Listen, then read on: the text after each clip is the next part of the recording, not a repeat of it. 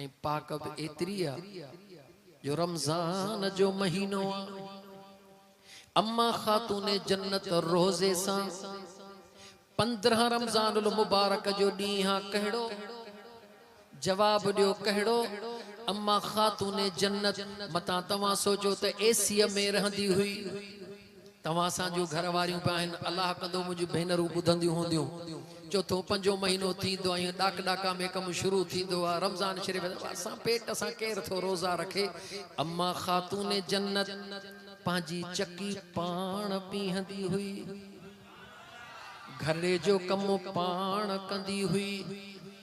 नबी करीम अलैहिस्सलातु वस्सलाम जा दीवानो हज़रत बिलाल जी ड्यूटी हूंदी हुई। फजर जो अज़ान ॾेई मस्जिद में हूंदो हुयो। हिकिड़े ॾींहुं फजर जी अज़ान ॾेई हज़रत बिलाल गुम थी वियो।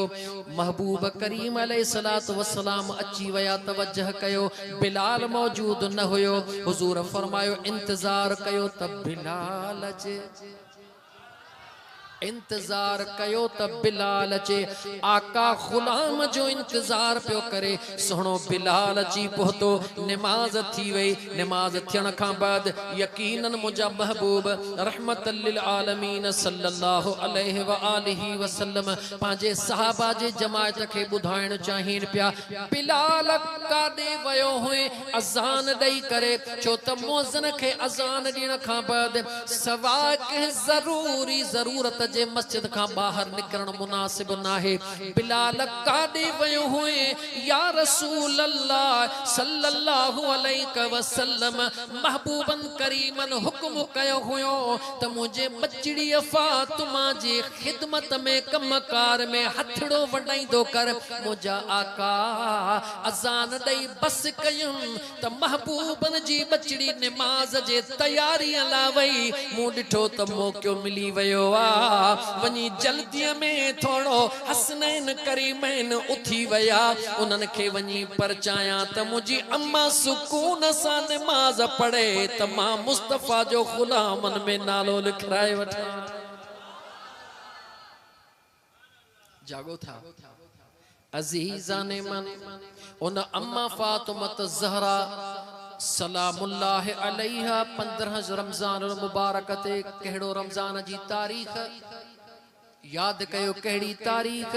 15 रमज़ान जे मुबारक जे बे पहिरीं जी नमाज पढ़ी आ। बे पहिरीं जी नमाज अम्मा पढ़ी आ। बे पहिरीं जी नमाज खां बाद अम्मड़ जे वजूद मां इमाम हसन सुहिणो पैदा थियो आ। जागो था महीनो कहिड़ो? जवाब दियो महीनो कहिड़ो? रमज़ान जो तारीख़ कहिड़ी? 15।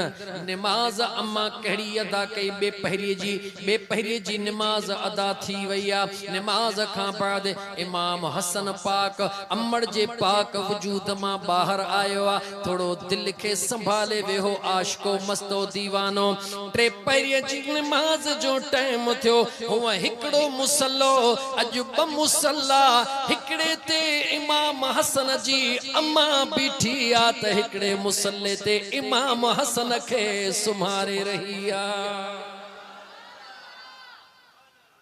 जागो था बचड़ो जाओ कलाक बि कोन गुज़रिया आहिनि, टाइम नमाज जो थी वियो आहे। मुझी अम्मा खातूने जन्नत टे पहिरीं जी नमाज पढ़ी आ। बचड़ो जाओ रोज़ो कोन टुटो। बचड़ो जाओ नमाज खां दूरी कान थी। छो न थी? तेरे नस्ले पाक में है बच्चा बच्चा नूर का। तू है सारा नूर तेरा सब घराना नूर का। जी